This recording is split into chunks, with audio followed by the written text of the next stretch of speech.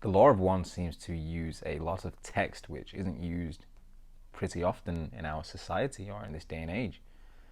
There are many words and many concepts that are discussed in the Law of One, and unless we begin to understand what these terms and these concepts actually mean, then the Law of One becomes a difficult text to study and analyze. Lawofone.info is an amazing website for those of you looking to study the Law of One in more depth.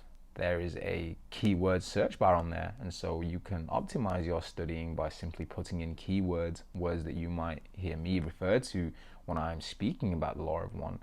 And so the Law of One becomes an easier piece of text to study.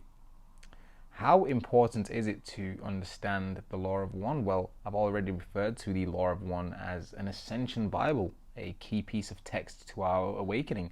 And what's beautiful about this is the majority of work to understanding and deciphering the Law of One has already been conducted by many people who have awakened before us, and they have been putting this information out there.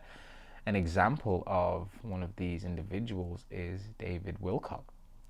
Now, just to give you an example of some of the concepts discussed in the Law of One that you might not hear on a day-to-day basis is densities.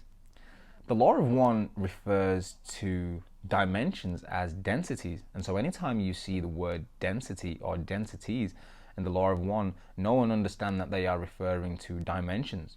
The Earth of One states that the Earth is in the third density, which means we are in the third dimension.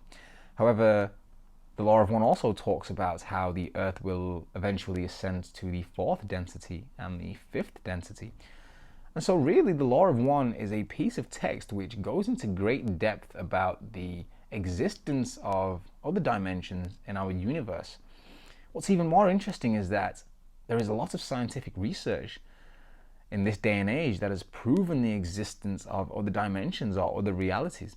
Parallel realities, time travel, teleportation, all of these technologies really proving the existence of other dimensions and other realities. And so if the Law of One is referring to densities as dimensions, it would seem that the Law of One is actually pretty accurate in describing our reality.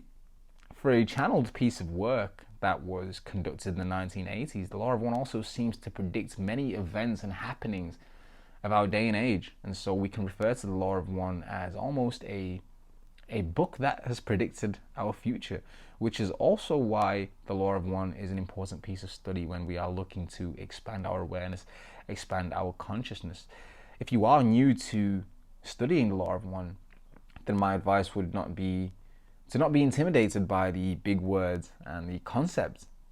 Oftentimes we have to use discernment when we are analyzing new information. What is discernment? Our ability to read information, study information, and decide for ourselves whether or not it is true. And in times of soul evolution and spiritual awakening, it's our responsibility to trust ourselves with discernment. Trust yourself to decide for yourself whether or not information you encounter is true or false.